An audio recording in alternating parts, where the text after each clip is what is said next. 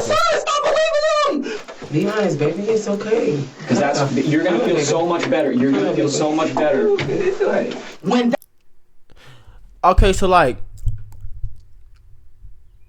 did he? Okay, so her son's confessed, but like, what does he confess to? Like, did he kill somebody? Like, no, he couldn't have killed somebody, because kill somebody, she'd be way more serious. Like what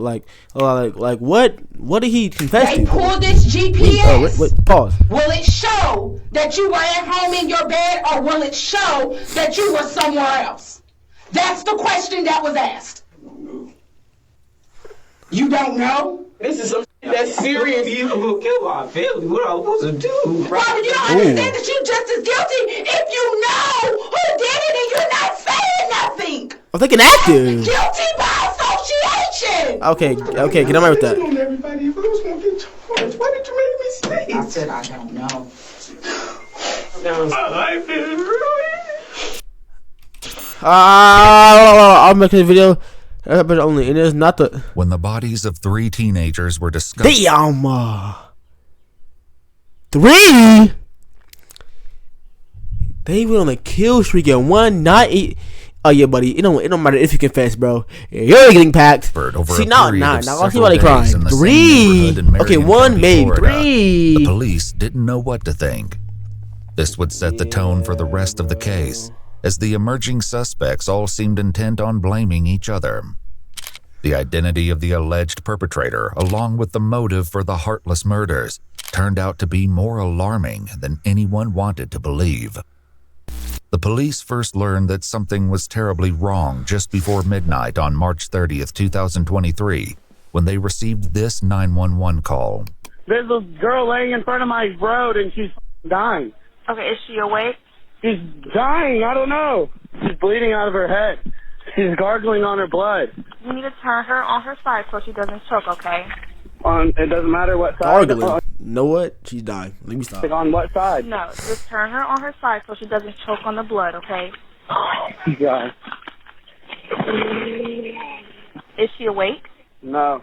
Okay, is she breathing? She's breathing. Oh. Do you know how far they are? I don't have an ETA, but they are on the way, okay? Deputies from the Marion County Sheriff's Department arrived moments before the ambulance. While paramedics rushed to try to save the victim, the deputies tried to get a grasp on the chaotic scene. Within 5 minutes of the ambulance arriving, the victim was on her way to the nearest hospital. The Sheriff's Department was left to pick apart the seemingly inexplicable scene. She's not responsive? No, not responsive. No, there's no ID, no nothing. Young girl, older younger girl? Yeah, she was right there, and that's been moved. She was right there, right? Yeah. There's blood everywhere. I was not expecting that. No. Well, I thought it was going to be BS, honestly. Yeah, I immediately thought she had got, like, hit by a car. And I seen the big, but I've never seen an exit wound in the head. Yeah. So I wasn't aware. Oh, yeah. She's laying down. It's all pulled out. I mean, it was... And she was still breathing? Rapid breathing. Yeah. But I don't know. Medic said she ain't gonna take it. Yeah, more than likely. I mean, if she did, that's wild. When police made contact with the 911 caller, they learned... Head tapped her? These were working with assassins. And it was an exit wound? Yeah, but you're packed. Because there's no way somebody head tapped that crazy and only did this like 3 times. You're going to jail. He was just as confused about the situation as the deputies. He only became aware that something was amiss when he got a call from his neighbor across the street. You didn't hear nothing at all? She told me it sounded like someone crashed into my dumpster, and then there was like 2 shots. The neighbor in question made her way over to talk to the deputies directly. Unfortunately, what she said only served to make the situation even more mysterious. So, around what time did you hear? You said it sounded like a gun, Yeah, it wasn't a loud gunshot. I would say about 20, 30 minutes ago. It wasn't a loud gunshot, but I heard about 4 or 5. and I kind of blew it off casually, and then I just looked out of my window because I did think it was strange with it, how late it was, and I saw the car run into the dumpster.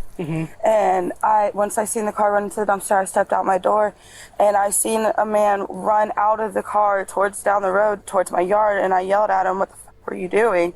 And then I seen him run back towards the car, take a minute, and I was calling him because it was his dumpster, and I seen him skirt off into the neighborhood.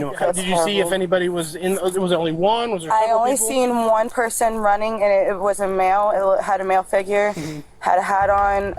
I want to say he was like 5 foot, maybe, but it was only one dude running down the road. This once again tracked with the evidence as police found several sets of footprints at the scene. Did you hear the crash first, or did you hear what sounded I like heard the gunshots first. Where did you? The deputies closed down the main entrances and exits to the Forest Lakes Park neighborhood, hoping to catch the alleged shooter as he attempted to flee. Unfortunately, the area was heavily wooded, with plenty of places to hide and lots of back roads. This made for a difficult search for police, and an easy getaway for the alleged perpetrator. Meanwhile, the hospital where the victim was being treated was able to provide some help in that regard. They identified the girl as 16-year-old Layla Silvernail. Her grandparents, who were her legal guardians, were understandably distraught. Detectives first made contact with her grandfather, Kenneth. Layla was found, she was apparently with a gunshot wound, and she was taken to the hospital. So that's part of the reason why we came here, was to let you know about her status, but we also wanted to know any information that you had about who she was with yesterday, who she hanged out with. What's she in the hospital for? She had to. Is this? No, he's old. He's old. Wait. He's an old man. Maybe he didn't understand the part where they said gunshot wound. Gunshot wound. Huh? She was shot. You're kidding. No, that's what I told you when This is what I've been trying to tell her. You're hanging around with a crew. Kenneth hurried to the back of the house to get his wife, Lisa. Shot! What? Layla's grandmother only seemed to become more distressed when the detectives tried to ask her questions. Lisa, come here. Lisa, have a seat right here. Is my granddaughter okay? Will she be okay? She's gonna be at the hospital. I don't know anything about I'm not finna to this part. That's kind of sad. Let's try and get over that. Man, no. I'm a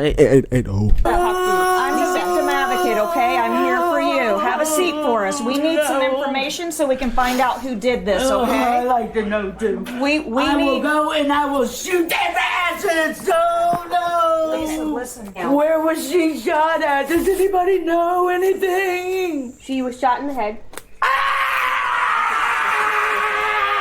Listen, that's all we have right now, okay? This can't be happening. This can't be happening. The situation was actually more horrifying than Lisa knew. Early on March 31st, the morning after the shooting, the police stumbled upon the last thing they were expecting. Just blocks away from the crime scene where Layla was found, police discovered a second victim, also suffering from a gunshot wound. There was little doubt that the two cases were connected, which made the search for the shooter all the more urgent. Back with Layla's grandparents, the detectives desperately tried to find out who might have been with Layla that night. Since they'd already found two victims, they had to wonder if more of her friends were hurt, or in danger too. Lisa, look at me. Who was she with yesterday? She came here with, and I'm gonna tell you everything, because I don't like the people she hangs around with anyway. Okay, that's what we need. Lisa said Layla was almost always with her boyfriend, 17-year-old Michael Hodo.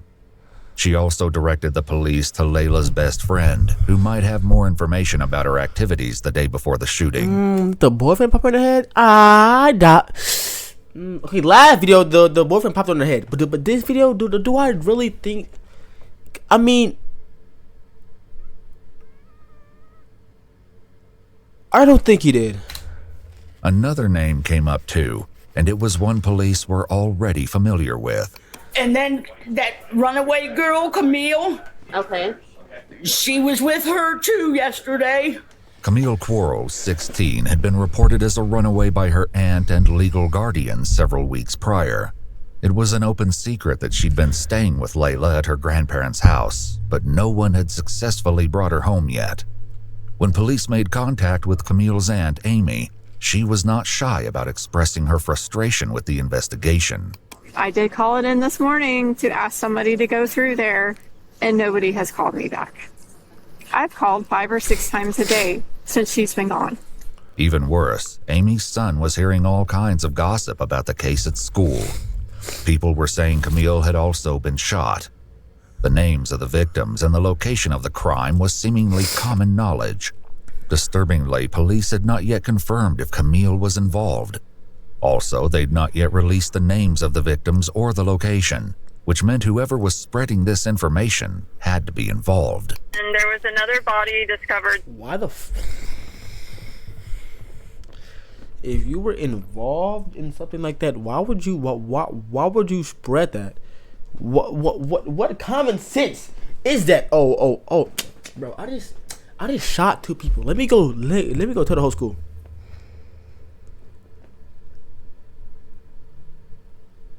Bro, some of these criminals gonna be that bull. Like what? This morning in that neighborhood. Okay. I want to know if it's my child. Okay, the second person is not Camille. I can't identify who that person is, but it's not her. The identity of the second victim only made the case more dire, especially in regards to Camille's safety. Frustratingly, the police were still in the dark about most of the lead up to the crime, up until they got in touch with Layla's best friend, Gabby. She was more forthcoming and told the detectives that she'd spent the day with Layla and her boyfriend, Michael Hodo, and several other teens who would soon become an integral part of the case. Was there anybody else in the car other than you, Layla, anytime during the day? Camille was there. This was the second statement placing Camille at the scene of the crime, but disturbingly, there was still no sign of her. Prior to the shooting, Camille's aunt said she'd caught sight of her at the park once or twice and kept a close eye on her Instagram feed to see what she was up to. Since the night of the 30th, though, it had been radio silence. Back with the detectives, Layla's friend recounted their travels throughout the day and who else was with the group. We went to Rob's. We went to I don't know if it's abandoned. Do you know what a trap house is? Yeah. Okay, so apparently, this kid Rob, I don't know him personally, but they do. Okay. They're friends or whatever, and we went over there and we chilled over there. Significantly, Gabby said that Layla had been the one driving all day, but the only sign of her vehicle. You went to a trap house with people you didn't know. Are you? You know what? Oh, listen, I'm sitting in front of a camera, talking to people to people I don't know. But you went to a trap house with people you don't know. Do you not know where the trap house is?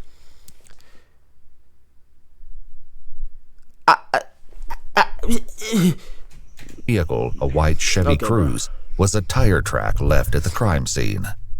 The police hoped that finding the vehicle would offer some insight into what happened the night Layla was shot. Do you know his last name or anything else about Rob? No, I don't really know if Rob is his real name or not, because I know some people know him as Reaper, Rob, and stuff like that. So Was anyone else there at the house besides the 3 of you and Rob?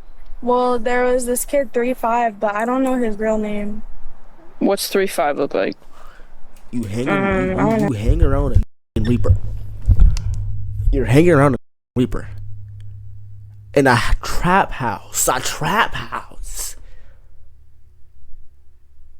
And you only know one person, and that's 2 people, and that's you were hanging around a named Reaper.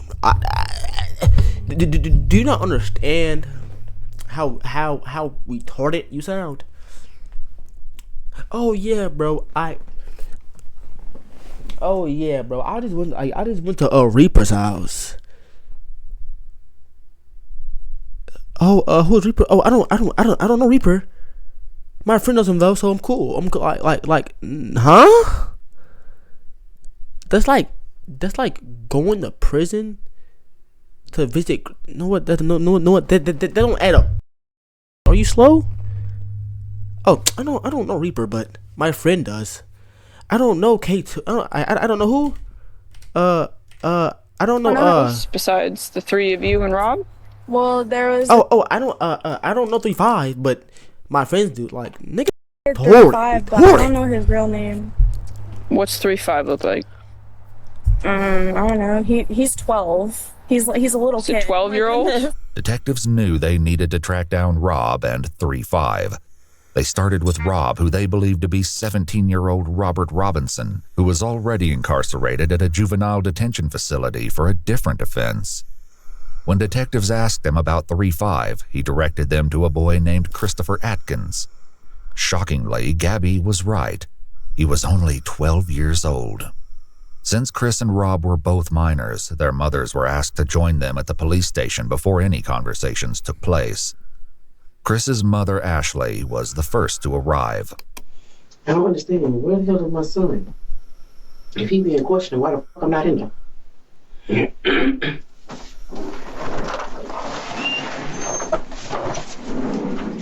Which stick is on? Where's my son?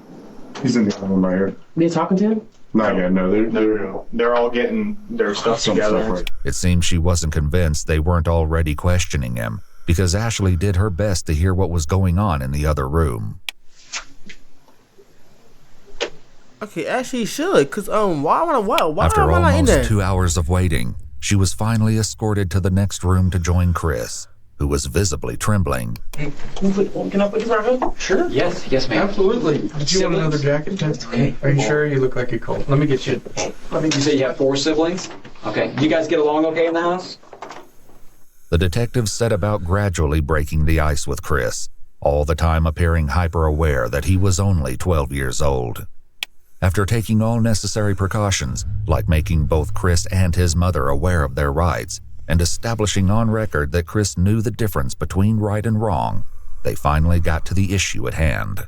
So, Chris, what I'd like to start with talking to you about is, and like I said, I just want you to be honest with us.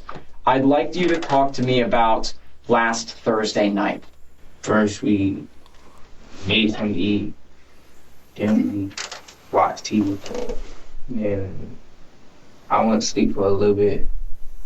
And I heard something outside. I opened the door. There was nothing outside now. I think I went to sleep. So I think what you just told me was what you probably had rehearsed in your mind several times to tell a police officer if you ever had to talk about that Thursday night. Because sitting here and talking to you with your mom here crying and knowing that you have these siblings, you're probably in sort of an embarrassing and shameful position. If you This is 12. Pause, cop. Listen. Now, even now, I'm my age now. I'll probably still be a little scared. So, and plus, if he did see Reaper off 2 people, you think I'm finna sit here and snitch? Oh, it's too late now. After the first head tap, I'm already drowning. And then after he took me on the second one, I'm damn near dead.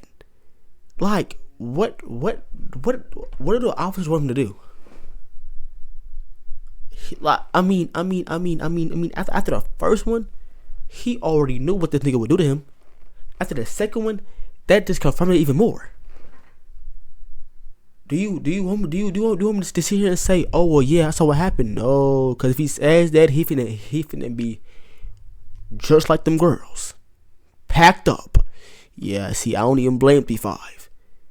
But then again, maybe he did it. I don't know. You are sorry for what happened. Repent for it and start from the very beginning and go to the very end without me having to pull it from you. Because somebody that I have to pull each individual action from, that tells me that they don't really want to say what they did wrong, that they don't feel bad for it. Reaper down there has been super honest. He, took him a minute to get comfortable with me. and okay, he's told me everything down to details that only he would know, and That's involved in that nobody else would know. Some of the details, he points fingers. Okay, we know you're lying. 17-year-old Rob, also known by the concerning moniker Reaper, was also being questioned. Just like Chris, Rob and his mom Erica were both advised of their Miranda rights before the interrogation commenced. I'm trying to bring the best way to say this to you guys. Okay, okay. Rob. For one, his name is Reaper. Oh, it's like he did it. But listen though. I really think Rob should be charged an adult. You have 1 year left. You're an adult for one. But Mr. 12-year-old, unless he did it, let him slide. Because lying to a cop, you're 12 years old and you just watched the off somebody. What do you want a 12-year-old to do against a 15-year-old? In a regular fight, okay, maybe, but he has a metal object. In off the reports, he do not miss. And so he knows your face. He know your family. I don't know what y'all want Mr. 3-5 to do. Snitch and get popped. That's not what's going on. See, unless 3-5 did it, I think 3-5 should get over the last couple of weeks. Robert, back him up because for one, that name should automatically have backed up. No offense to Robert, it's just that side by side. Bro. One being the theft of, a burglary. We're investigating a robbery, and we're investigating a murder. Okay. Murder. Mm-hmm. So. Okay, he definitely robbed somebody, but the murder threw him off. So maybe because in the beginning he was confessing. So what's going on here? Because he's acting like he's confused on a murder, but then again, he probably didn't think that they knew. 15 minutes of I've been laughing. The first ones you named is believable. The last one you named is not. You don't have the heart to keep them. I know that for a fact. Okay. What'd you do on Thursday all day? I mean, I was home all day. I was home all Thursday. Okay. Who were you with? Did anybody come over? Did we hang out with anybody? Did you go anywhere with anybody? I ain't go nowhere. Came over at 1 o'clock. What'd you guys do then? We just chilling. Literally, we were just chilling. Okay. Was anybody with at the time? How did he get to your house? Things like that? Drove to my house. It was him, Landon, Layla, and there was another girl with him. I don't know her name. Sosa was a nickname that Layla's boyfriend, 17-year-old Michael, used. Michael's father had last seen him about 6:30 last night, around the same time Gabby said she parted ways with the group. Landon was another local boy who police determined didn't know anything that would aid the investigation. As for the unnamed girl, police likely wondered if she could be the missing Camille and why she hadn't been seen or heard from since. Did you go anywhere after 6:30, Rob? Oh, why do y'all keep asking that? I just want to keep asking because we've been working on our investigations for several days. What do y'all think happened, bro? I'm telling you, you understand in the house you understand that night. I only seen Sosa one time that day. Rob, we know you were out of the house after 6:30. Okay? We know you were with around 7 o'clock p.m. Thanks to CCTV footage, police believed that Rob, along with others in the friend group, had been involved in the theft of a vehicle and an armed robbery that night. As serious as these crimes were, they paled in comparison to what police believed happened later. Back in the room with Chris, his mother tried to make him understand the severity of the situation. Well, you need to tell. If you ain't, now's the time. Now's the whole story. You know you left out of the house Thursday when I told you not to, and you finna speak. You gotta talk right now. Reaper's already told us what the plan was that night. So there's, we know what the original plan was. We're asking you now to be honest, and to come forth and tell us what happened and why it happened. He knocked on the window When you say he, I never want to guess. Who's he? Reaper, aka Rob, took a lot of convincing before he opened up. Rob, right now you're protecting KTM and your buddy. You need to think about protecting yourself. The disturbing meaning behind KTM will be revealed in due time. For now, the fact that the police knew about the mysterious phrase was enough to get Rob talking, albeit reluctantly. Was that the house? When you saw, when you were with, who was with y'all? It was me. 3-5. Mm-hmm.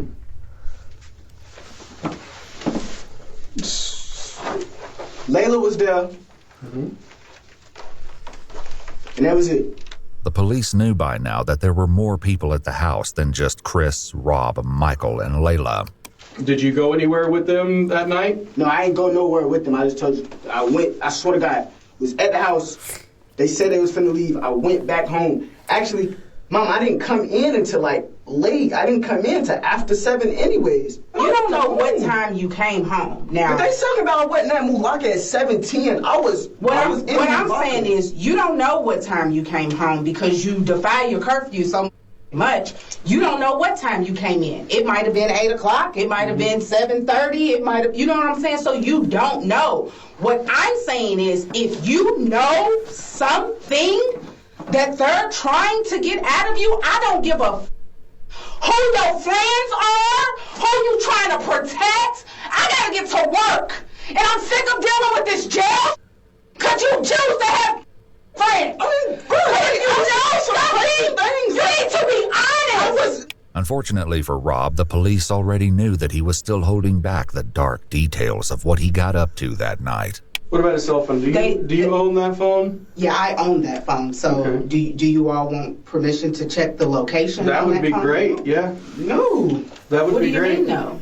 Oh, they can check my phone. They might find They're not something else in looking. there. They're not looking in your phone for anything else. So you're certain that your phone GPS will keep you at your house that night? Are you? Damn. He out of there. He out of there. As soon as he said, damn, they can really. He out of there. Bro, you wasted an hour and 21 minutes, bro. If you confess right now, unless you did it, bro, you might not get packed up. They might not just throw the book at you. Might. Shit, never mind. I think I'm lying. We gon' no. I can just tell you, I really don't know nothing about no murder. That is the truth. I don't know nothing about no murder, and I was not there with no murder. That's not what they asked, though. That's not what they asked. What they asked was when they pulled this. Okay, but listen. Listen. If he did, as they said at the beginning, a robbery. If he did rob somebody, that could be why he did it. He don't want to say where he was because he robbed somebody. That's cool. So it's like two sides. So he could be defending the fact that, oh well, I don't know because I was out with so and so and I robbed somebody. Cause it seems like he keeps rob somebody. He had to deny that the whole time, and so he most likely robbed somebody. But could somebody he just denied that the whole time. So maybe it's because he robbed somebody. But he wasn't part of the killing. But telling from the beginning, he most likely was a part of it. GPS. Will it show that you were at home in your bed, or will it show that you were somewhere else? That's the question that was asked. You don't know? I don't know what y'all want me to do. Like, I'm telling you stuff. They want you to telling me I'm lying, and I'm telling them the truth. And you sitting there going with them. Why you believing them? They are not your sons. Stop believing them. Oh, no, I was not there. Like, I didn't say I was not there. I didn't say you were there.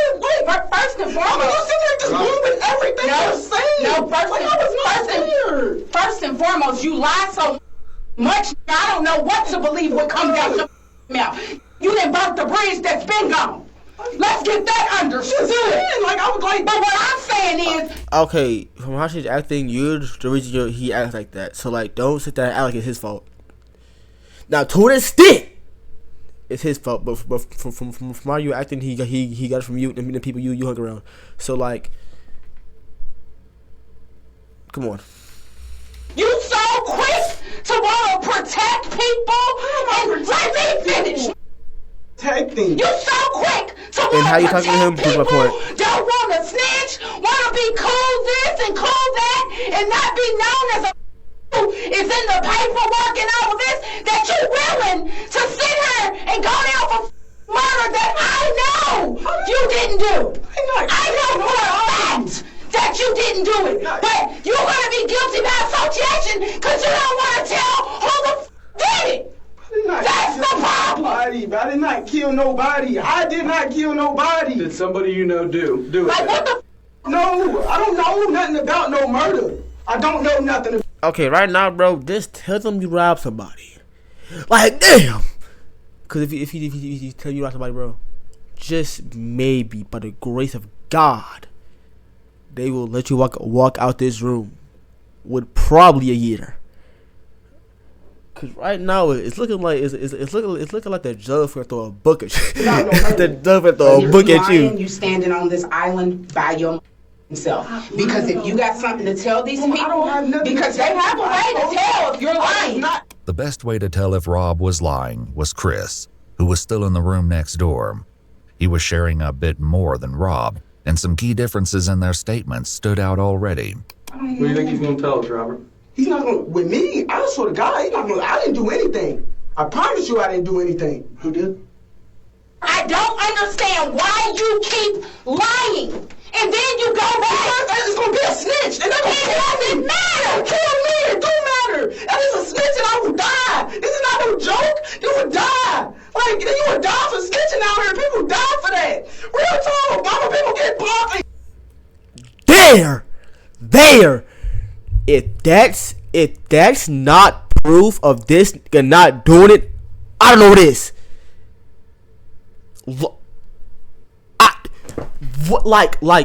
Like my point from earlier.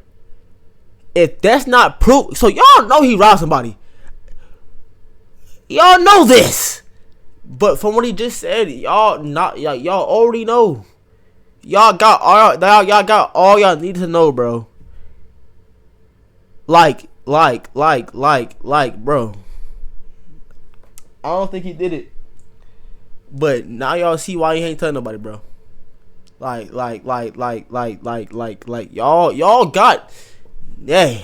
Guilt for snitching. We're talking about life sentences here. Right. And this is like really just listen. Your actions and the people you choose to hang with and okay, they both making valid points, but like is slowly killing me. I should just pause. Let me talk. I'm supposed to be at work right now. I just took a promotion. I can't keep missing work over that you are doing or the people you hang with or just any of that. Like, I don't know if you know or not, but they threatening me with contempt of court because I don't come to none of your court stuff for the other that you got going on. I make sure you get there, but I cannot keep missing work. And you sitting here in my face telling me that you don't want to snitch because your life is they gonna kill you. Pause. Okay, but is he not? I see her point, but is he not making valid points though? If he snitches and he gets out, and he gets knocked off, whose fault is that though? No, like it's still his, most definitely. But like also, like he has for why he did what he did, that's different. But like for why him not telling, he has a valid reason. As of right now, in the next 30 minutes, that could change. But as of right now, he don't want to get his head blown off. Y'all, he saw it happen or heard the news how it happened. Nigga, I'd be scared too. Like after the first life his guy got thrown out there with a snitch in the first 5 minutes, but it's been an hour in 33. Unless he did it, whoever he talking about must really be like that. It wasn't me. I didn't say nobody. They trying to get me a license. I didn't say that you killed anyone. Robert, you don't understand that you're just as guilty if you know who did it and you're not saying nothing. Pause. Well, okay, that get to my suggestion. Blah blah blah. Blah blah blah blah blah blah blah. But if he was dragged along and watched him get popped, God damn, Robert, out of all the names you choose, he's like, the Reaper is not exactly helping your case, Robert. yeah, but you passed. Like, I'm trying to defend you, but as of right now, unless you saw leaving breadcrumbs, you're getting packed up. Think that's guilty by association. Like, what part of that is not clicking for you? If you know who killed these kids, then you need to tell him. Some part of this tirade must have made an impression, because at long last, Rob shared his version of events. Taj killed all 3 of them. Okay. Tell me about it. Damn! What? Wait! Bro. Okay. Bro. Look at his face. He's done. He's tired of hearing the yelling. Damn. He said, you know what, bro? The made an impression, because at long last, I guarantee in his, I'm gonna lie too. I guess in his head, he's tired of yelling. He's like, you know what? If I get popped, to get popped. As of right now, he feels like if I get popped, to get popped. But as I see in the beginning, Rob, he gonna start geeking. Taj killed all 3 of them. Okay. Tell me about it. Were you there? What the whole story? Were you there? The whole story. Let him talk. I'll say the whole story. Tell me the whole story.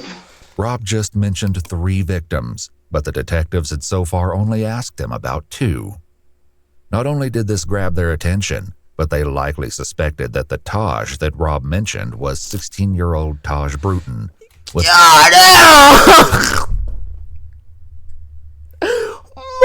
God! Let me stop because these are dangerous. Whom they were already acquainted due to previous cases. Unfortunately, this didn't mean they knew where to find him. Several weeks earlier, Taj cut off his ankle monitor and went on the run. The detectives would focus on this after they got more of the story from Chris, who picked up the story after he said Rob, aka Reaper, knocked on his window. Okay, Reaper knocks on the window. He knocked on the window. He said, come on, we finna go see some girls or something. Then we went out. And this girl and the boy picked us up. I don't know what. This girl and this boy. From Rob's statement, the police believed this had to be Michael and Layla. He made no mention of Camille, however, even when he explained where everyone was sitting in Layla's car. The seating arrangement would be crucial later. Layla was driving, Michael was in the passenger seat, while Chris and Rob were in the back seat. But they weren't alone. Then somebody came in the car, I don't know what his name. It was like somebody in all black. Okay. And how does this go, bro? If he just got associated by murder by trying to get some booty, that's actually insane. person look? I know you said he's wearing dark colored clothes, right? I heard you say that. Ski mask on too. I'm telling you what, if somebody got in the car wearing a ski mask, I'd be like, what is going on? But that didn't appear to be Chris's response, and the detectives likely had a horrible inkling as to why. Yeah, I looked at Rob, I was like, I thought we were going to see some girls. He's like, yeah. I was like, oh, all right. And then we kept driving again. Throughout his interrogation, Chris would only refer to the man in the ski mask as the X-Man. Luckily, Rob had already revealed the identity of their companion. We went to pick up Taj. As soon as Taj came out, that was the first thing he told me, like, we knocking on. We knocking on. I was like, nah, but I ain't even trying to do all that. It took a little more persuading, but Rob eventually told the police that they could find Taj at his girlfriend's house. They picked him up and brought him to the station after they finished talking to Chris and Rob. But instead of clearing up the questions detectives had, Taj made everything more confusing. He said everything was Rob's idea. I'm sitting right next to him, and he whispered in my ear, he was like, bro, I'm finna rob these tonight, bro. I look at him like, what you mean you finna rob these tonight? He's like, bro, so sad. Like, look, bro, they got a pound of weed, they got me some money, bro. And if they don't go for it, I'm gonna kill them. That's exactly how he said. At this point, I'm frantic, but I can't, if I tell Sosa, right, Rob's sitting right next to me, so therefore he's gonna shoot me. So I'm sitting here, I'm scared as hell, so I'm like, I ain't got no choice but to just sit here and it is what it is. Rob told detectives that it was the other way around. It was so random. Like, he just said he wanted to knock him off.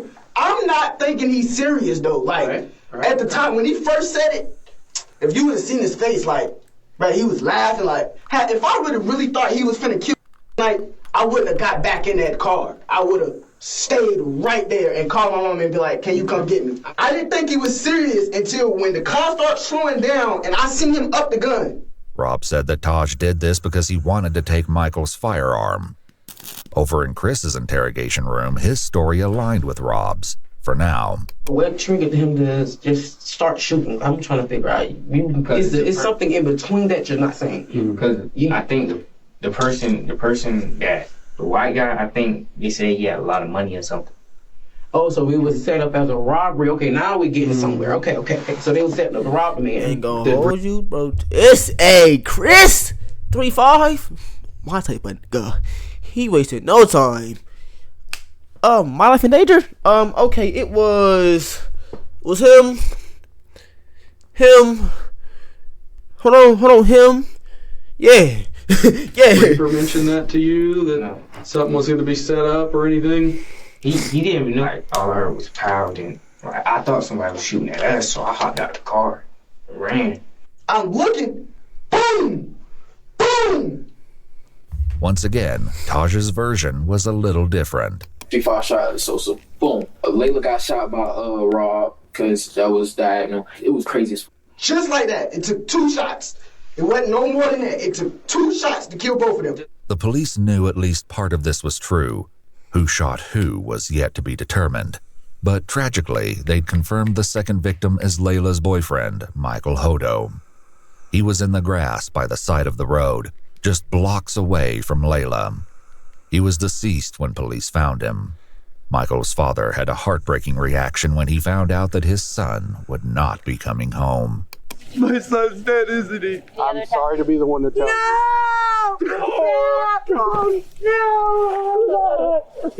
Oh my God! No! Can they come back out here and help? We have to talk. We have to find this out. Who's to find us? This is to go find out who did this to Sam. I'll find him when I do. I'm gonna kill him. Oh my God! I love baby boy. While Michael's family reeled from the devastating news, Chris continued with his upsetting story about Michael's final moments. And you said he shot this white guy first? Yeah, the white guy was like sitting like this, and like. Where'd he shoot him at? Like right here. And the gun was pressed up against his head? Is that what you're? I think it was like. Okay.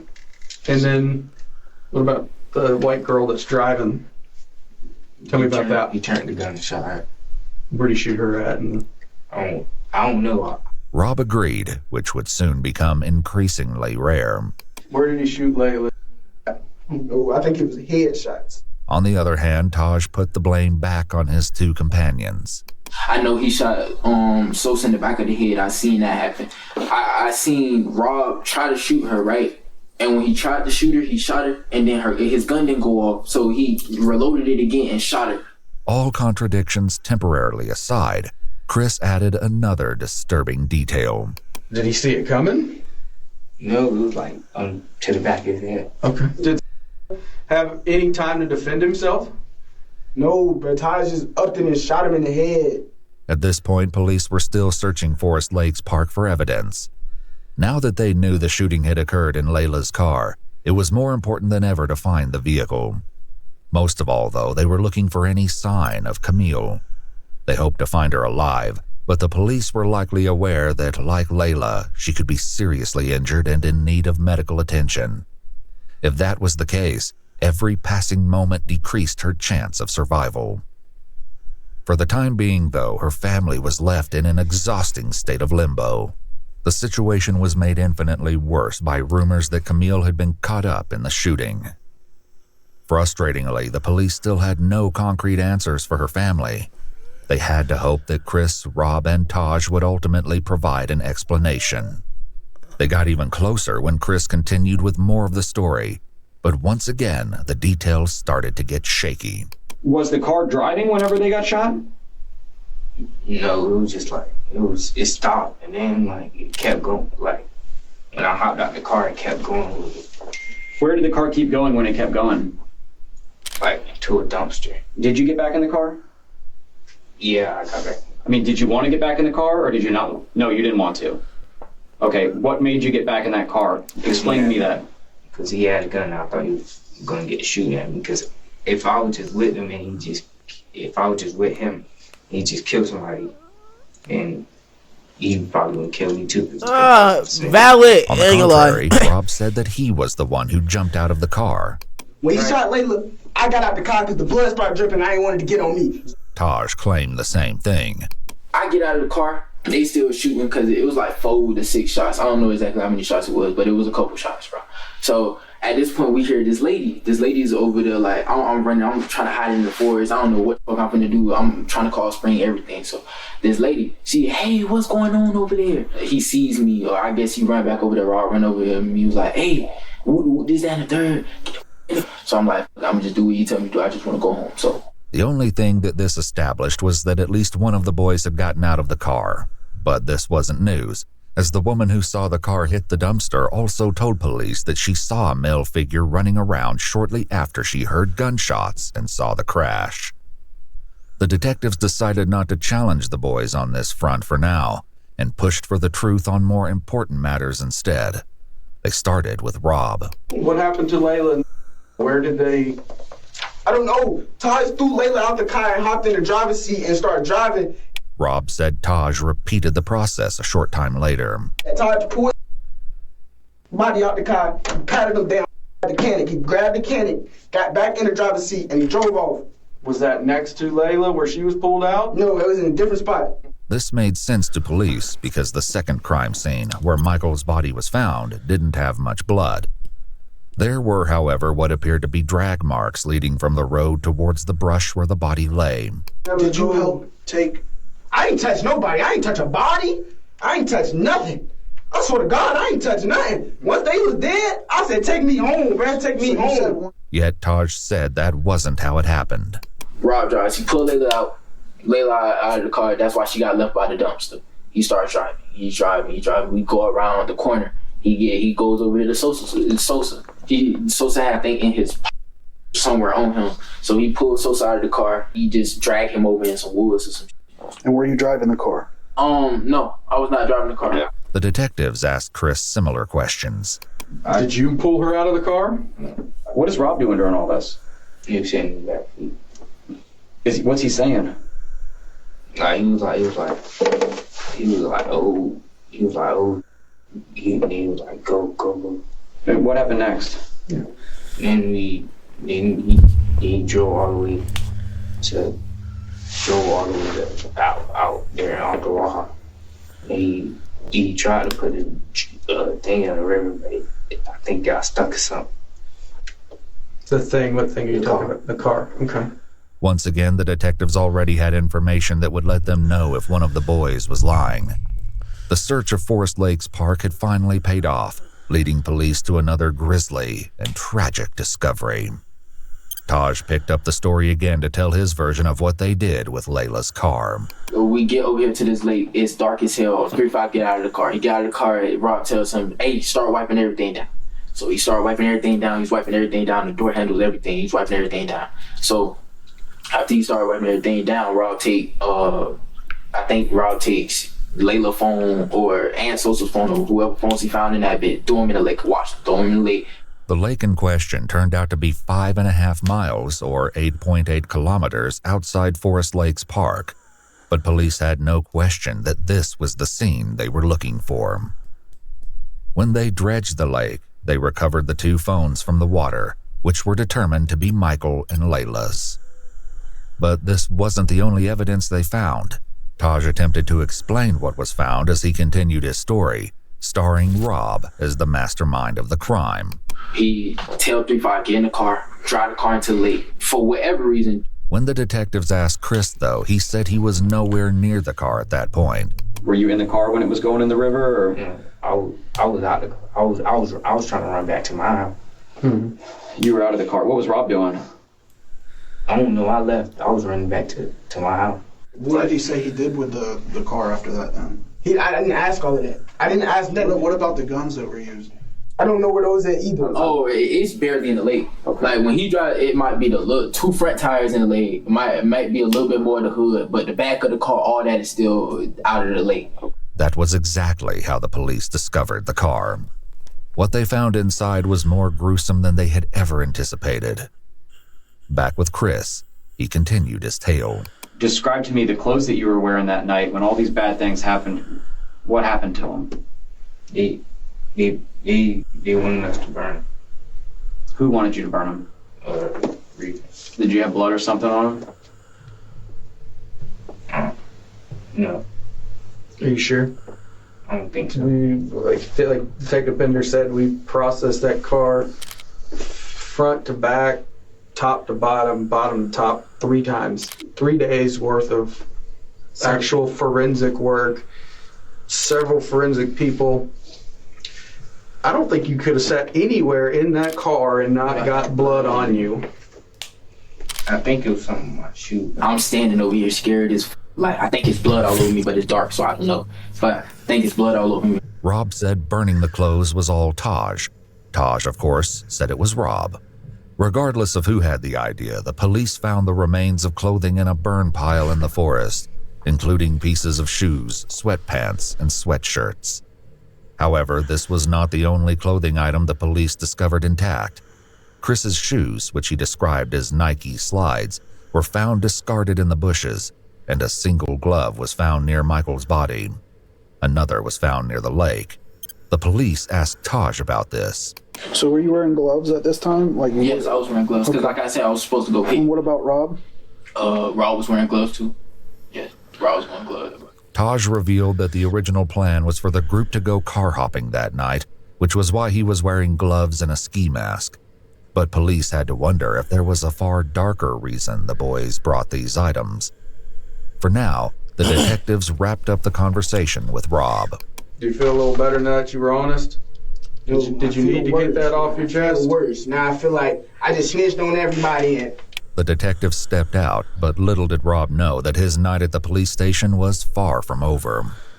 There was a lot more that he needed to fess up to, but for now, he was left alone with his mother. So did he do it or not? Oh my.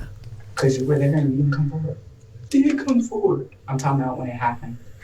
I just told him everything. I'm just letting you know, Rob. You don't understand. I'm gonna get charged for murder. Mama, who was the one that was snitching on everybody? If I was gonna get charged, why did you make me stay? I said I don't know.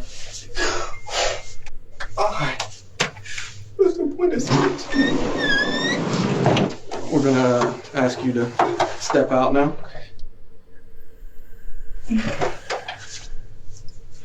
Hey, Mama. Wait, hey, is my mama still here? Yeah, she's still Wait, Mama. Talk to me. Okay, she's talking with someone. Can you see if they do charge me? Can you see if she can give me a lawyer? I didn't kill anybody. Hey, relax. Can you ask her, please? Rob waited, asking the detective stationed at the door several times to bring his mother back, but she had left to go back to work. Before she did, she informed police that she did not want Rob answering any more questions without a lawyer present. Rob was not on board with this plan. Is my mama still up there? Hold on. How can I get charged for murder? Listen. Can you explain it to me? Hold on. We got it. We're taking your DNA, okay? While the police took Rob's DNA, fingerprints, and photos, he continued to ask them how it was possible that he would be charged with murder. Listen, can I tell you the situation, please? I heard it. Listen, let them do their thing. Your mama's not here yet. We can't talk to you. She's close? I don't know how far she got, but she is on her way. Rob's interrogation might have been on pause, but the conversation with Chris remained in full swing. The questions he faced were about to get a whole lot harder. They executed a search warrant on the house, which they did collect some things, and I'd like to talk to you about those things too. Mm-hmm. But because you, because it looked like a surprise on that. Yeah, like what was in my house that got to do with this homicide? And I will, and I'm going to tell you about that because, like I said, I'm not going to leave anything out. It's I can tell you, it's pretty damning. I guess I would use that word. So, are you serious? Do you own any firearms, ma'am? Does anyone in your home own a firearm? Okay, because I'm pretty sure they found one or two firearms in the house. And I'm sure you guys have watched CSI, right? We can take a firearm, we can shoot it. That round that you shoot, we can take, and we can put it into a computer and tell you who got killed. And actually compare it to other fired casings, like the shell from the bullet. How?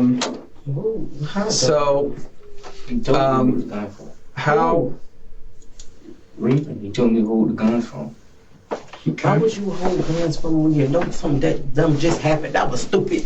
When Reaper gave you these, you think that they're going to be related to this? I think so. Describe to me why you think that. Because he said, put these up, make sure your mama don't find them. Okay. And the gun that you saw X-Man use, was it either one of those two guns? I think it's the black one. Meanwhile, Rob continued to wait. Didn't kill anybody. I don't want to be charged with murder. I do not want to be charged with murder, bro. Eventually, the detectives did come back to speak with him, since he was insistent on saying more, even though his mother did not return to the station. All right. So, I explained to you what your mom said on the phone, right? She didn't want us to ask you any more questions about a lawyer presence. You reapproached me a couple times, and you said that you wanted to discuss some stuff further, right? I just want to make sure that we're clear that you don't have to answer our question. You don't have to talk to us at this point. But you've stated to me that it's my case. I want to talk to you. Yes. Because Rob's mom was no longer present, they read him his Miranda rights again. Right off the bat, he admitted to additional involvement. Taj told me to help him pull the body out of the trunk and throw it in the lake. He grabs it. He's trying to pull a leg. And he was like, "Bro, it's heavy. I need help." So I grabbed one leg. I tried to help. I was like, "Bro, it's too heavy. I don't want to do this." Put the thing down. Left the girl in the trunk because I told him I didn't want to help him. Rob went on to tell a long, rambling tale about selling his gun the day before the crimes took place. The detectives hear him out before dropping a bombshell. That's an issue because we have that gun now. No, that's not. It was at 3-5's house. You said you sold it. I did. That's not my gun. That one's not mine. That's not my gun. In addition to this, the police strongly suspected Rob had stolen the firearm. You might tell the truth that you didn't pull a trigger, but you knew this was going to happen. You knew it was going to happen. I did not know this. The detectives had a similar exchange with Taj. We've sent some of the casings off to be examined already. It's not back, I'll tell you that. Otherwise, we wouldn't probably be having this conversation. That those casings aren't going to come back, like he said, to a third gun. To a third gun, they shouldn't. Multiple casings were found at all three crime scenes, but especially near the car at the lake. Even if the boys weren't budging on the issue of who shot who, lab tests would reveal the truth in due time. In the meantime, the detectives brought up something two of the boys in particular were probably dreading. Let's talk about the trunk. Trunk of that car. You having it in the trunk, sir? There's another part that we haven't talked about. Trunk? Mm-hmm. It was a girl in the trunk. And he told me to open the trunk. And he shot her. Where did he tell you to open the trunk from? You see this right now? He told me to open the trunk from the inside, like the inside. Okay. And whenever you pulled that open, tell me about what you saw in there. All I seen was luggage, and then he said move, and then he shot. Okay. You said all you saw was luggage? Luggage and it was like a girl. And what part of her body could you see? Could you see her feet, or her hair, her hand? Describing I seen hair.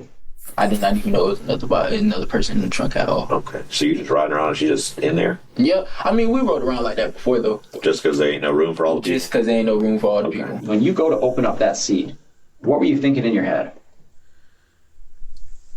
Like, what am I gonna do? I don't know. I was confused. I was like, yo, like, I was thinking like there's a person back here. Did this person say something? Describe to me what you heard. What you heard whenever you opened that seat up. What noises? All I heard was somebody tell me to watch out, and I heard gunshot, 2 gunshots. Tragically, the third victim was determined to be none other than Camille. Her body was discovered 2 days after Layla was found on April 1st. Like Chris said, she'd been shot twice. The location of her wounds indicated that her death had been no accident. It was highly unlikely that Camille had been shot once in the back and once in the head by chance.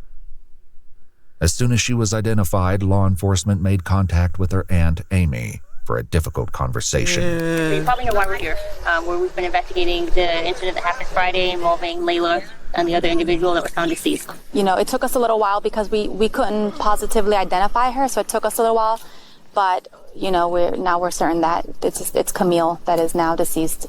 Probably to detectives' surprise, Amy remained stoic. As it turned out, she already knew Camille was deceased.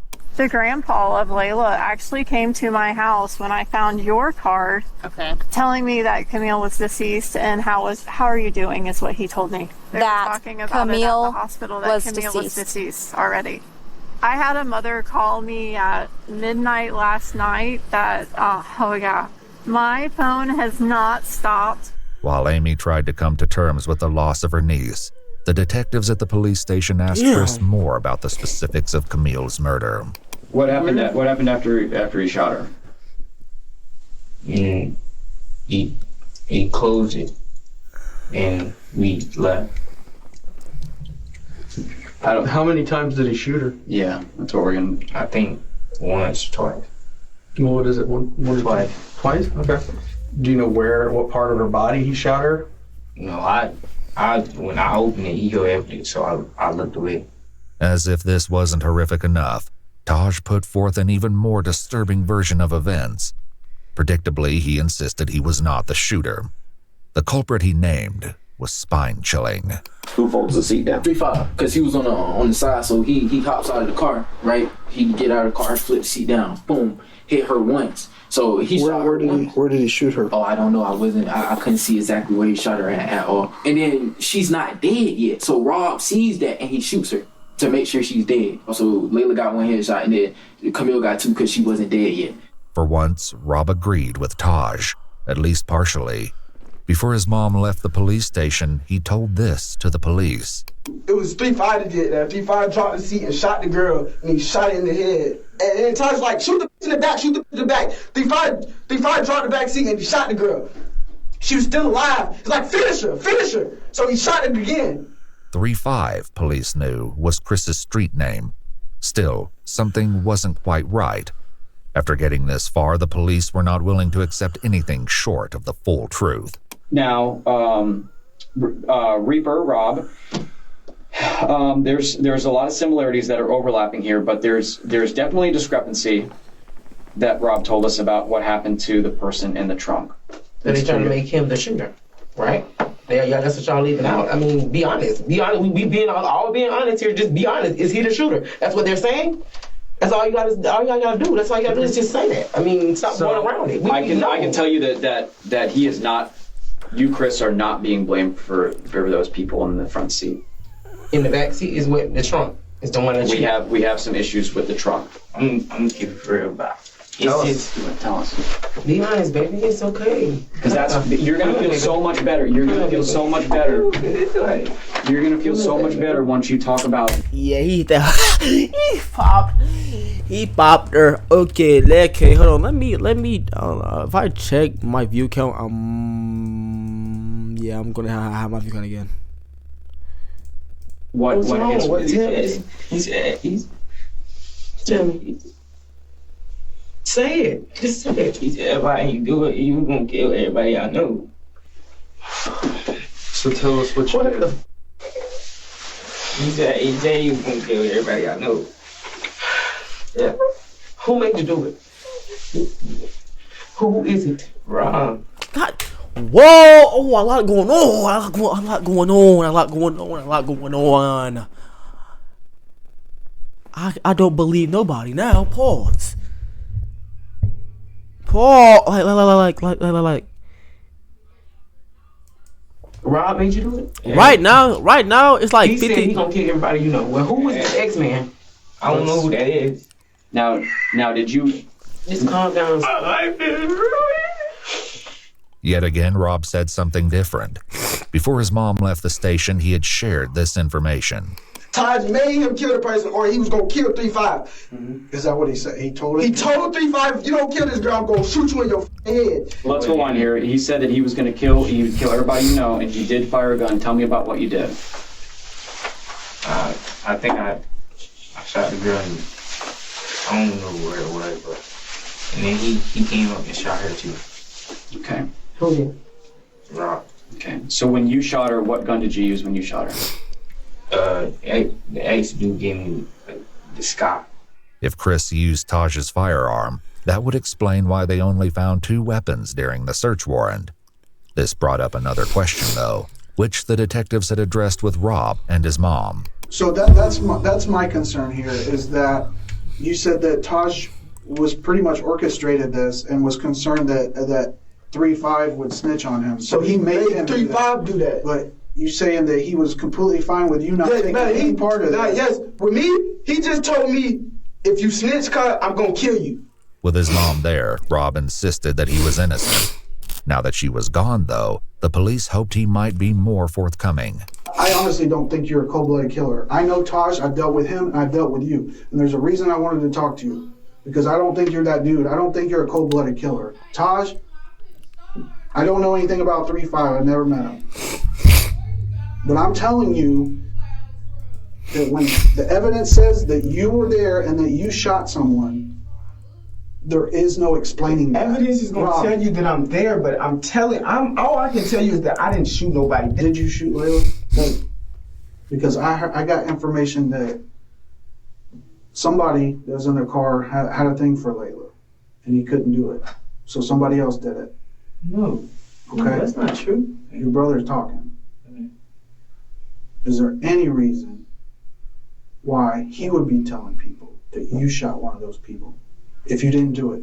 Police likely used this as a tactic to get Rob to talk and hopefully reveal the truth. Perhaps this was how Amy knew Camille was deceased before the detectives contacted her. In Chris's interrogation room, his mother struggled to come to terms with what he'd done. You shot somebody that's dead, boy. What the f? No, this is a homicide. This is 3 people dead. This is some that's serious. You gonna kill my family. What I was supposed to do? That's why. I understand. That's what we were trying to tell you from the beginning.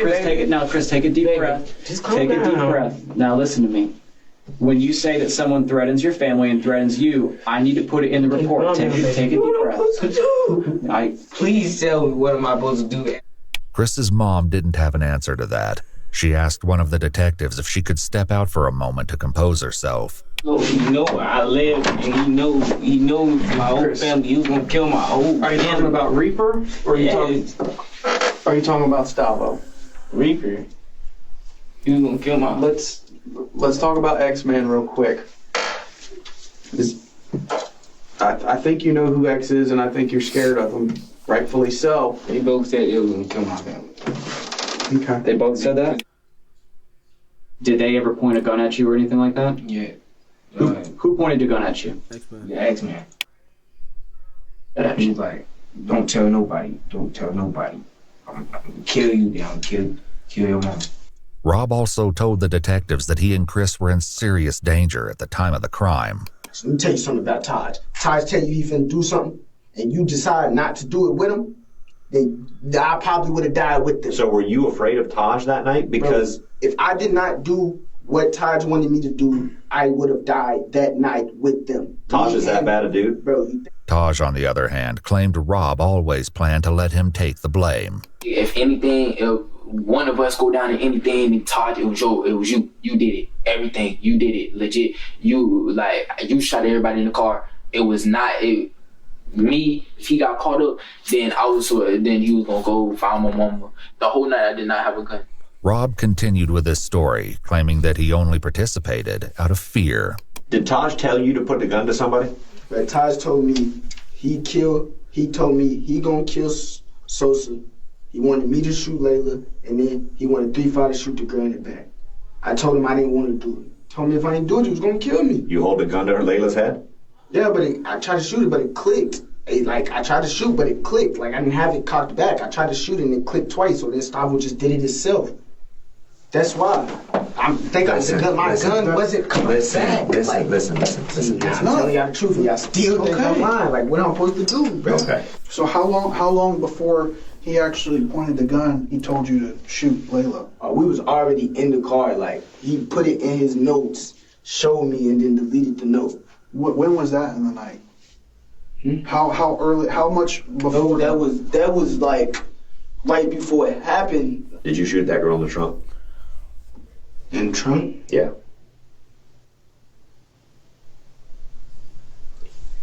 Like I said, I wasn't there. 3-5 shot that girl in the trunk. Still, the police suspected something was being left out. Was she still moving after you shot her? He said she was still breathing or something. Who said that, X-Man or Rob?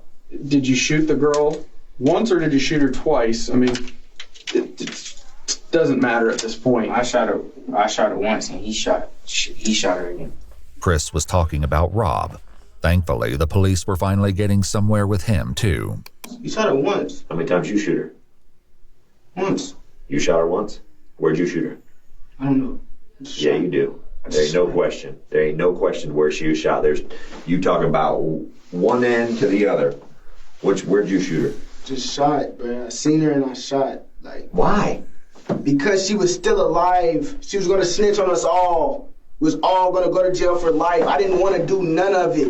If I didn't kill that girl, Stavo was going to kill me. I swear to God. I'm looking at her in her eyes. She's dead. Finally, the truth came out. Ballistics reports comparing shell cases found at the scene to the firearms found in Chris's house indicated a match. Whether or not there was a third shooter remained to be seen. Are you sorry for what happened? I did not want it to happen. I never wanted that to happen. Who did it though? I never wanted to kill anybody. I never wanted to shoot anybody. I never want any of that to happen. I just wanted to get a little bit of money.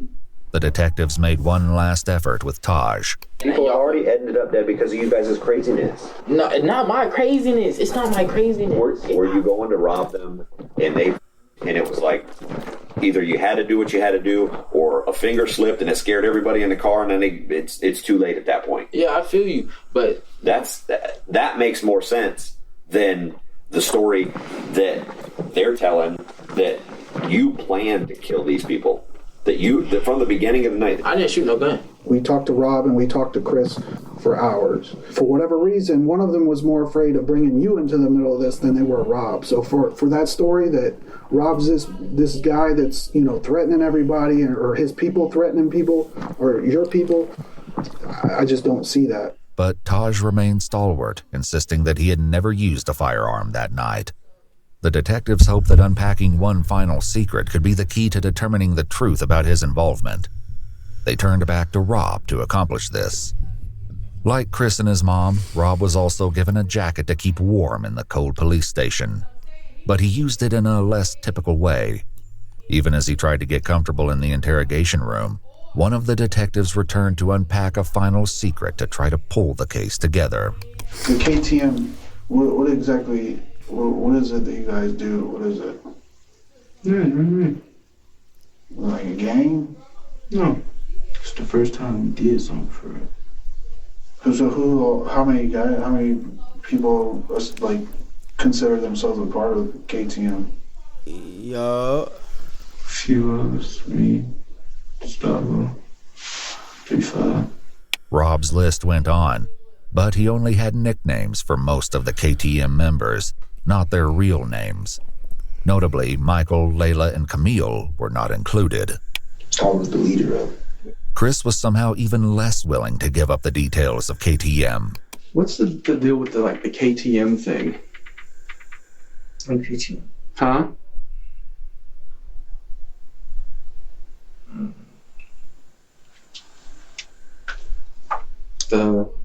I know Reaper has the tattoo. What does it mean?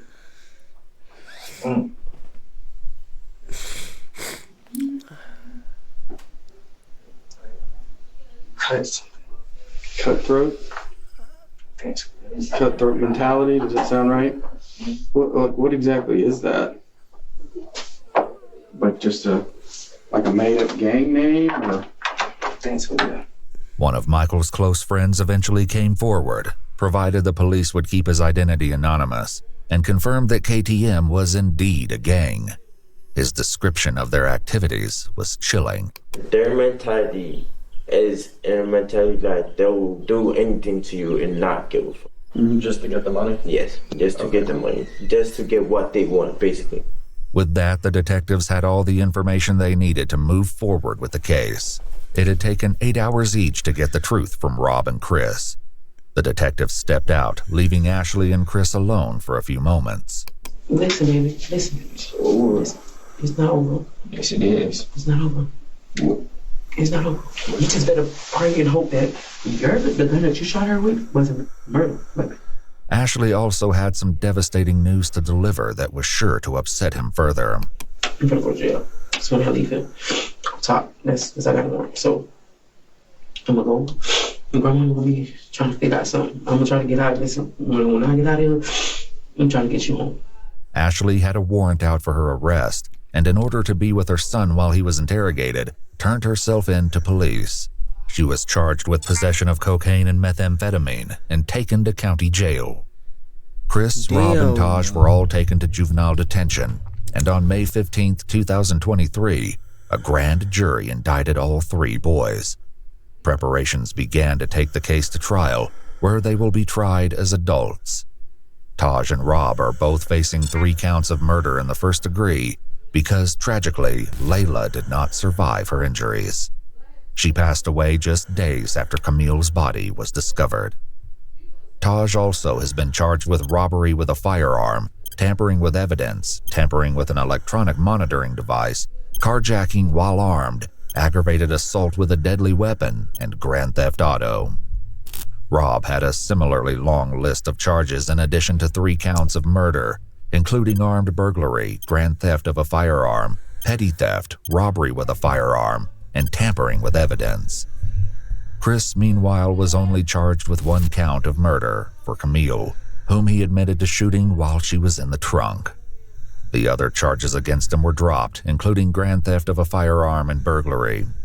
However, he's now facing an additional charge of battery after getting into a fight while incarcerated. Currently, all 3 boys have entered pleas of not guilty, but the trial is ongoing. What the court finds and how justice will be served for Layla, Michael, and Camille. They can't do that. To be seen. They can't do that. They can't do that. They can't. Whoa! To you and not give a fuck. Self into police. She was charged with possession of weapon and grand theft auto. Rob had a similarly long list of charges in addition to 3 counts of murder, can't just sit including there armed and burglary, do something. grand theft of a firearm, petty theft, robbery with a firearm, and tampering with evidence. Hold on, bro. Chris, meanwhile. Hold on, bro. His name is Chris. Chris.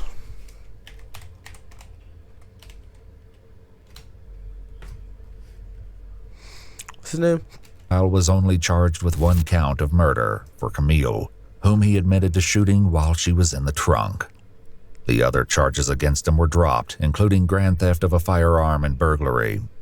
However, he's now facing an additional charge of battery after getting into a fight while incarcerated. Oh my God, I don't know his full name. But that was... Oh my God. Okay, so that was only the first one too. What? That was only the first one too. Like that wasn't even like the set. Like I have a scary story, bro. Like we only an hour into stream. This is nasty. Okay, let's see which one. Okay, so this one. Okay, this one is for last. I'm gonna say this one for last. Okay, so now we have footage teen lowering teenagers who are dead. Whoa, what the fuck? Lowering teen to her death. Well, I picked these out, but I just didn't really read them. This is the first day My phone has actually died. Ever since I got it, it's only died one time, and that is today. Yo. Hold on, let me try this real quick. Like, bro, but like that story is actually kind of crazy. Like,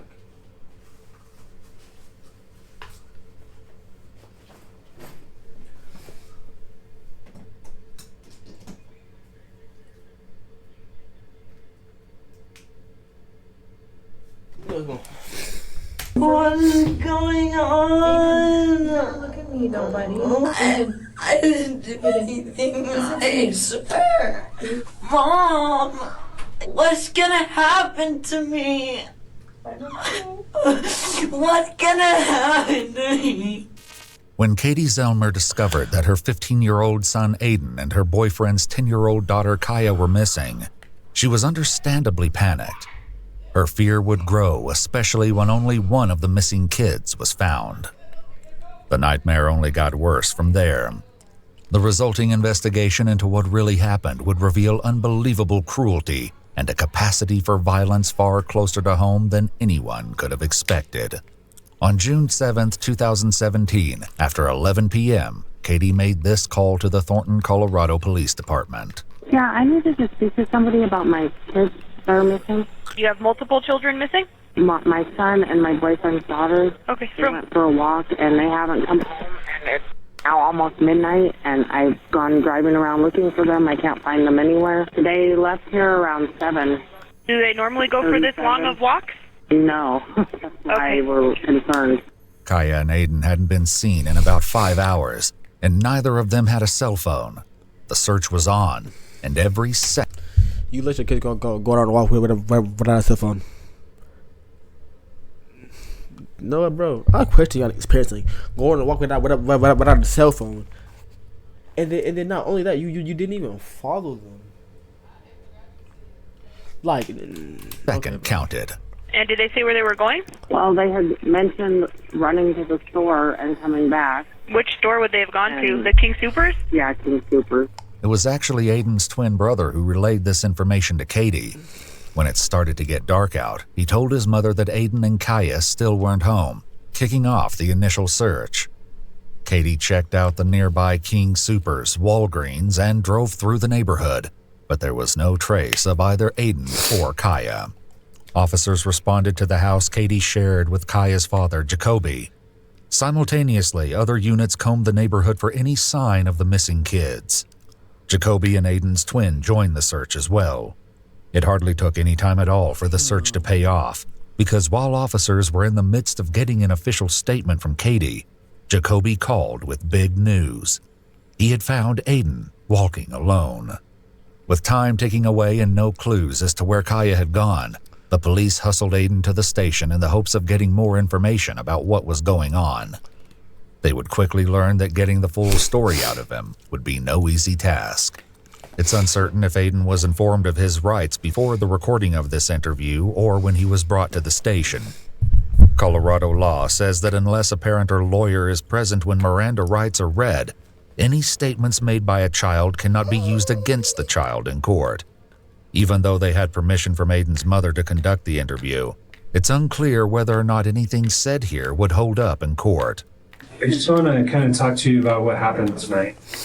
So, can you kind of start from the beginning for me and try not to leave anything out? Well, I think it would now be the night before last night. I had thrown, Kaya, she likes Pokemon, so she has like a big deck of like these Pokemon cards, and I had thrown like all of them for some reason, like out the wall and stuff, and it messed them all up. She was upset when it first happened, but after that, she wasn't upset at all. She said as long as she got some new cards. Aiden said he didn't have any money to replace the cards, but hatched a plan to go to the nearest Walgreens and steal some. Kaya, he said, wanted to come with. This likely came as no surprise.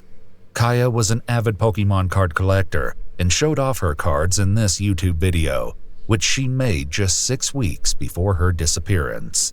Hey guys, so today I have a Pokemon card opening for you guys, and it is the Evolutions version. And this is my first ever pack in this video, and make sure to stay tuned for my... Back with Aiden, they asked him for more details about his excursion, hoping that even a tidbit of information would be the key to finding her. Were you wearing what you're wearing now? Mm-mm. No, I put this on probably like an hour and well, after I went with the cops a few different places, I put this jacket on. Okay. How about your shirt and pants? Is that the same? Yeah, this is the same. Okay. What was Kai wearing? She was wearing a Broncos shirt. It was red or blue. I don't remember. According to other family members, Kaya's shirt had actually been orange. The description was sent out to the search parties along with an Amber Alert. Police quickly printed out missing posters, which they began putting up around town, while their colleagues continued to search. Dogs were on the way, but for now, the foot search would have to do. Back with Aiden, the detectives attempted to get a little background on his relationship with Kaya. How do you guys get along? When I first met her, like 8 or 9 months ago, when my mom and her dad started dating for the first time, I got caught high by my mom, and she said something like, "Ooh, call the cops," and I got mad at her and yelled at her. Aiden shared that this was not the only time he was caught using marijuana, and that he still smoked every 4 or 5 days.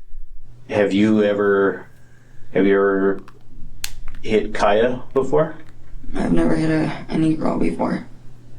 Have you ever been upset with her to the point where you wanted to hit her? The only time I was upset with her enough to like any way, like, express that to her is when I told her, like, when I called her the name. What name did you call her?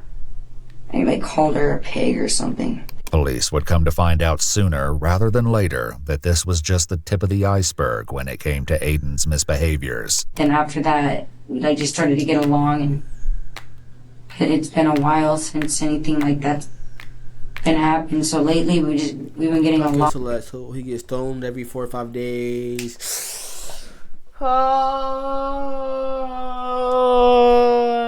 I need more evidence. On a lot better. Aiden's willingness to replace the Pokemon cards he damaged seemed to indicate improvement in their relationship. However, getting Kaya new cards turned out to be easier said than done.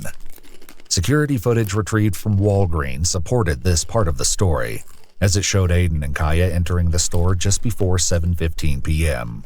Unfortunately for Aiden, his plan to steal the Pokemon cards was quickly thwarted. They were now behind glass as an anti-theft measure. So he revised the plan and loaded up his jacket with candy.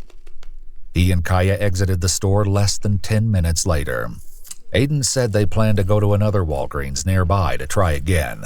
However, that idea quickly changed. Originally, we were first just going to walk straight down this street and just keep going all the way there. But she said she wanted water, so we went home and got the backpack and got a big jug of water and a cup. How come you didn't take the backpack the first time with water since it was hot? We just didn't think about it. Aiden said that he and Kaya were only at the house for about 5 minutes, just long enough to load up the backpack with water and give some of the stolen candy to Aiden's brother. Then Aiden said they headed out again, destined for the second Walgreens. This, police knew, had to be when something went wrong. Using a map for reference, Aiden drew out the route he said he and Kaya took. You stayed on this side? Yeah, on that point, because it was the darkest side that we'd stay on. Okay, and why'd you use the darkest side? Because we didn't want to get in trouble. Why would you get in trouble? I don't know, to be honest. I've gotten in trouble with, like, truancy stuff and being out too late and stuff like that before. Aiden said he noticed that the clouds overhead looked like rain while he and Kaya were walking. Not wanting to get wet, Aiden decided to seek shelter under some branches. He said Kaya had other ideas of what they should be doing.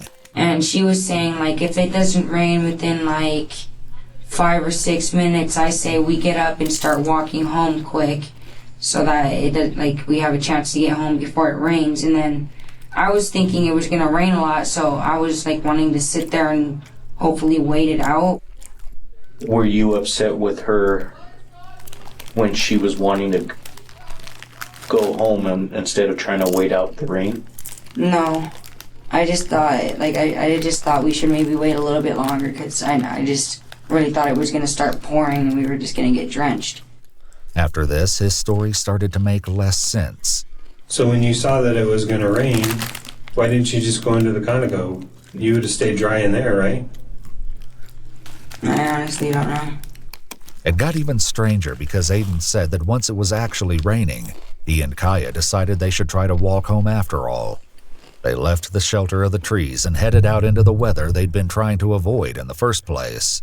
We started walking and, like, I figured, like, you know, she's right behind me. I just saw her get up and start walking this way with me. Then we get over there and I turned behind me and I just... So why would she not be walking with you anymore? What happened? I don't know.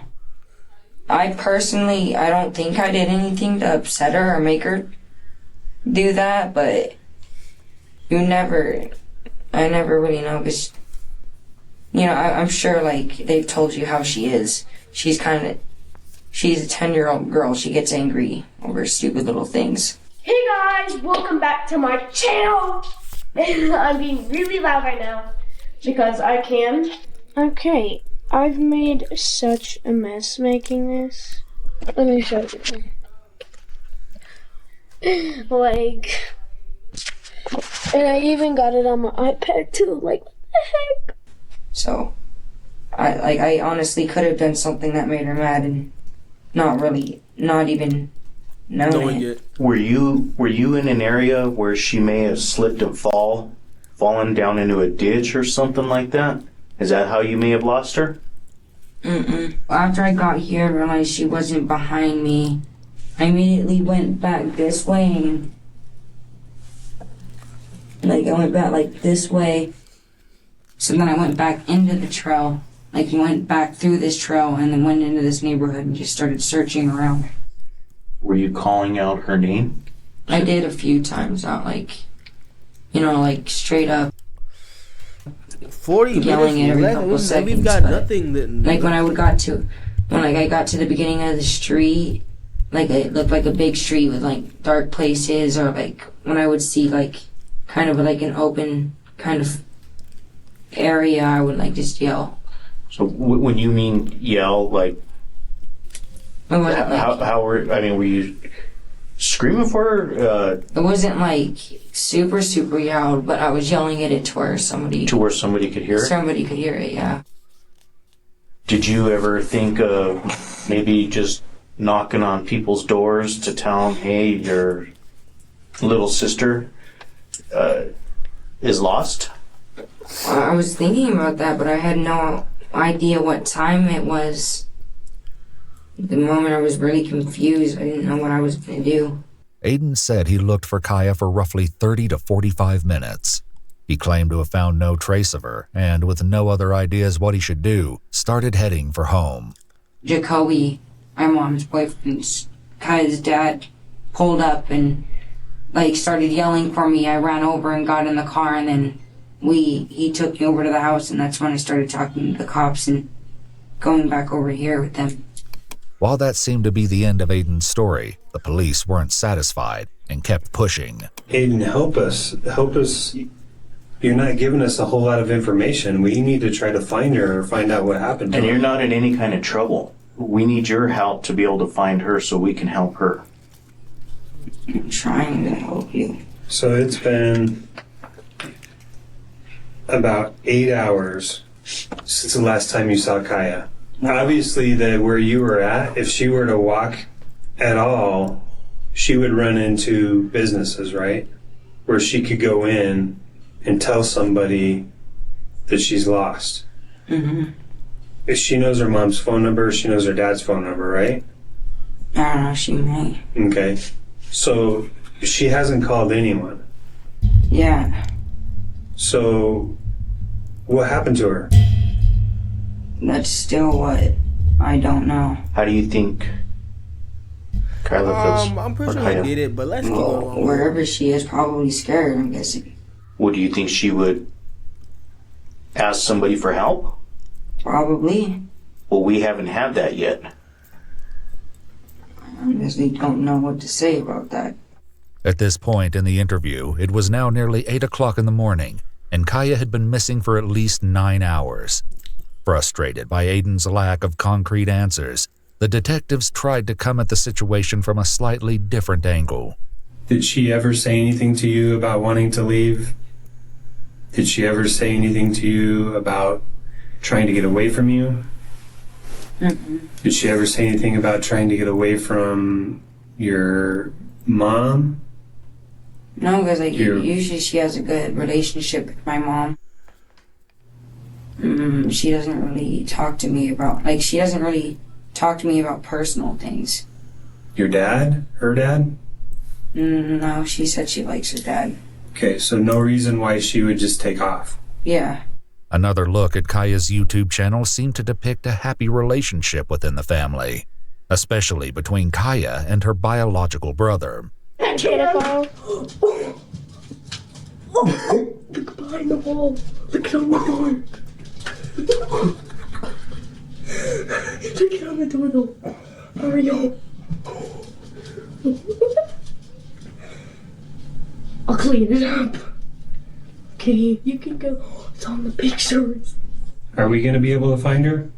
I hope so. Unfortunately, it seemed police were no closer to locating Kaya than they were before talking to Aiden. Acutely aware that Kaya could be hurt or in danger, the police knew that every second could spell the difference between a happy reunion or a tragedy. Were you guys out car hopping? No.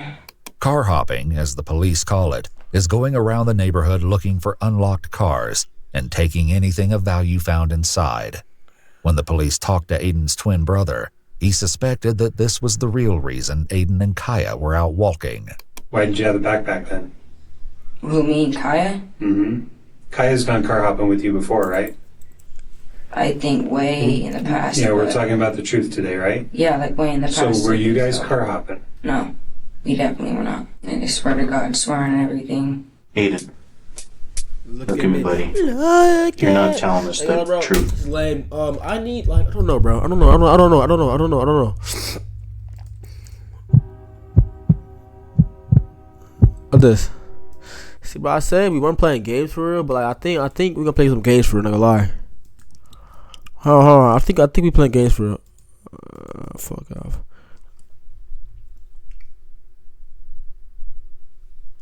Let's just real quick. Oh.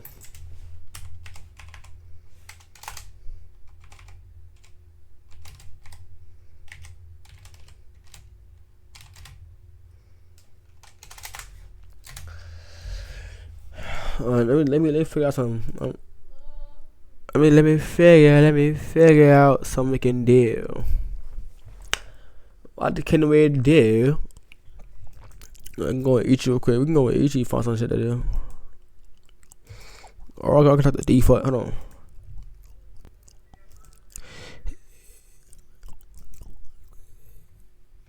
Hey. So you had that letter, huh? What y'all on? Who? Rivals. Hold on, Rivals getting active? That's keyboard too. I'm gonna hold you, bro. I need something to play. I might have a Rivals, but I might have a Rivals swing. You gonna turn a photo shoot? It's man, I just we caught this nigga Mario blatantly using Mario auto shoot. Well, his nigga though, he's not ashamed of it. Well, we don't much the keyboard. I don't think we can use that. No. Right. Well, we can say. Oh yeah, you are my keyboard. Yeah. So I mean, if I. I thought you said. At first I thought you said I'm not on my keyboard. I can use. Hold on. I need to test some crosshairs. Hold on. Let me go and just turn it on real quick. If I die, I die low key. I forgot. I need to use this PC to its advantage, to its full extent. Well, I'm finna probably try and play a new game real quick, and then if my chat is good, then I might end early. Not gonna lie. But I'll be back. Anyway, hold on. Let's find a song to play.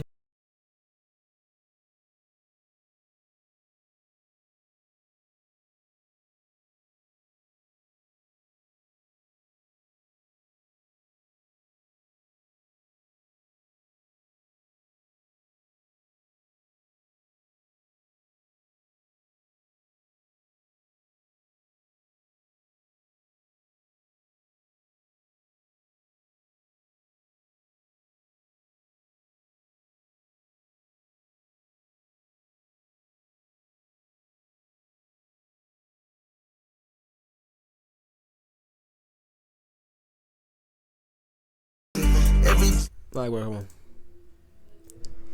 We getting active. So we have a game called the Classrooms. We gonna play the Classrooms. All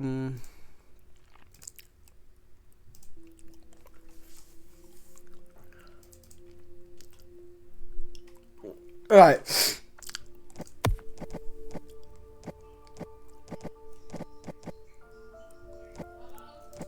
All right, but let's go on the let's go from the start. If y'all haven't seen me play this on my YouTube, go ahead and go sub. But I'm not thinking this might be a dry stream. Like there's nobody.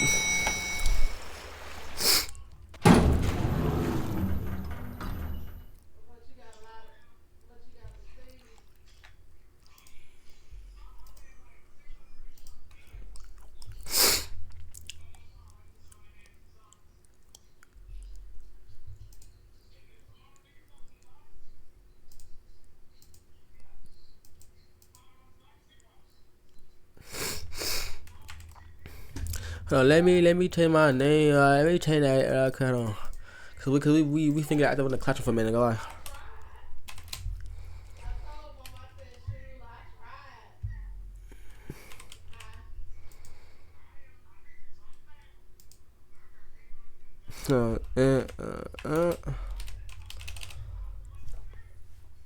Nah, come on, go.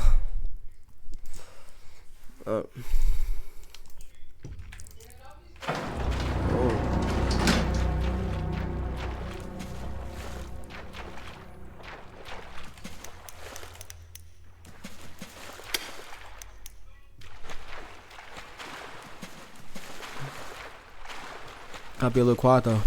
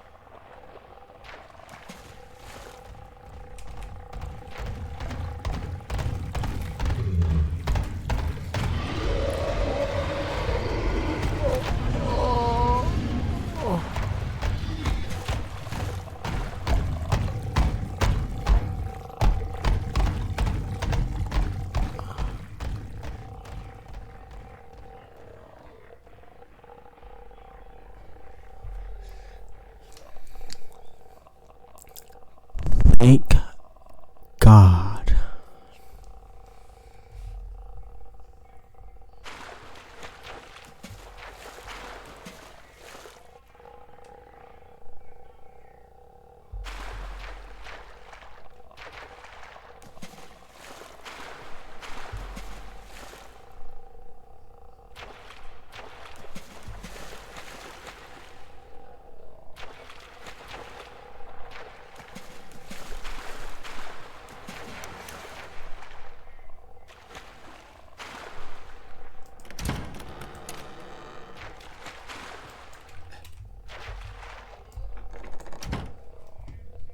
Ah! Wait, is my mic glitch? My mic is glitched. Hold on. Let me make it fair, bro. Audio.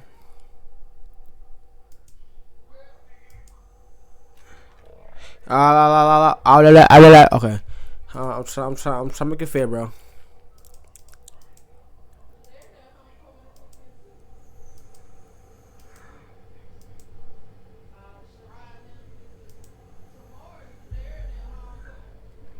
Yo. Oh. Oh, well, I guess it ain't meant to be.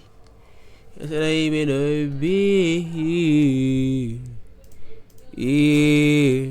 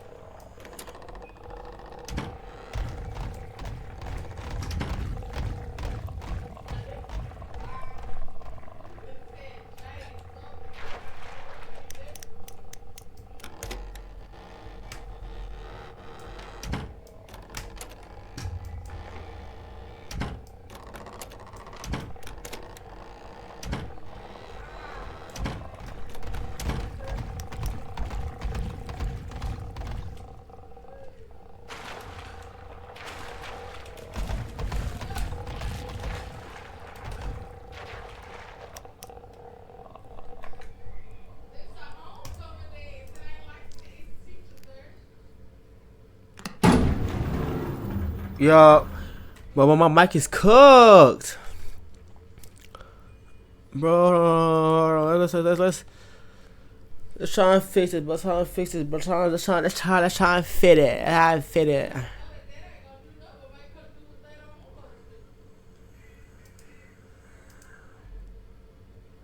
Let me go find a different game, 'cause I don't wanna give up on Tree. I don't wanna give up on the street just yet. Yeah.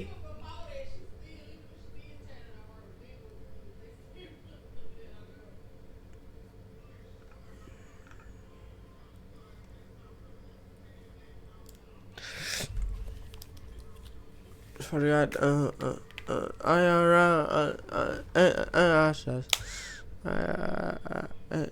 Shut down.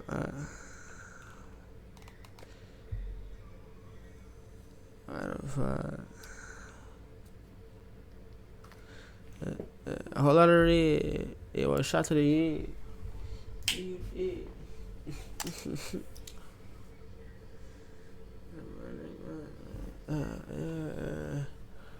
A whole lot of red. Whole lot of red.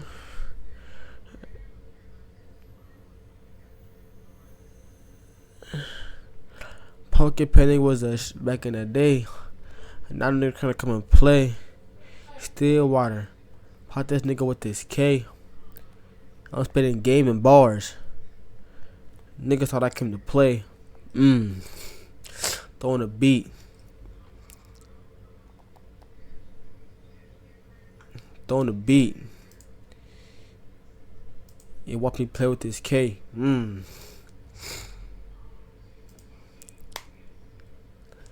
Niggas that's niggas that's for handouts. This ain't no fish fillet. Fish fillet. Niggas came in here to play. Okay, let's stop. Let's get that download. He played my meat. Little nigga made me skate. Found me a Jace beat. Not finna beat Jason. Okay. Yo. Let's not do this here.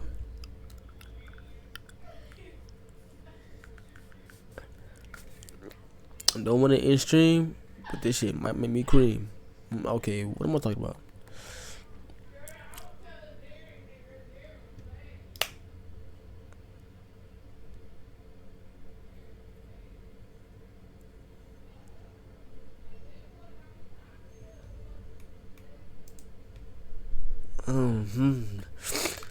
nigga thought I was gay. So I played with his butt the same day. Oh, what am I talking about?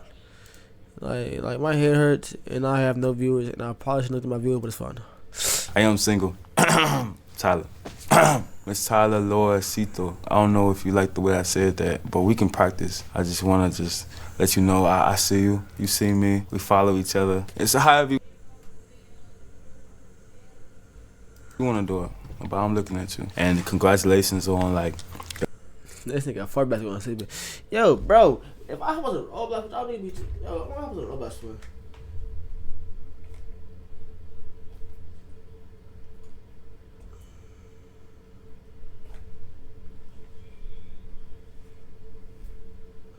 I want to Roblox, nigga. I'm gonna be bro. I want to Roblox, nigga. Y'all still on Roblox, bro? Yeah. This Hey, week has bro, hey, nigga, I got one view on this motherfucker, nigga. I'm finna go hop up on Roblox, bro. I'm not even finna line on myself. Shit. I thought that's my host, my brother. I got no. Listen, I got one.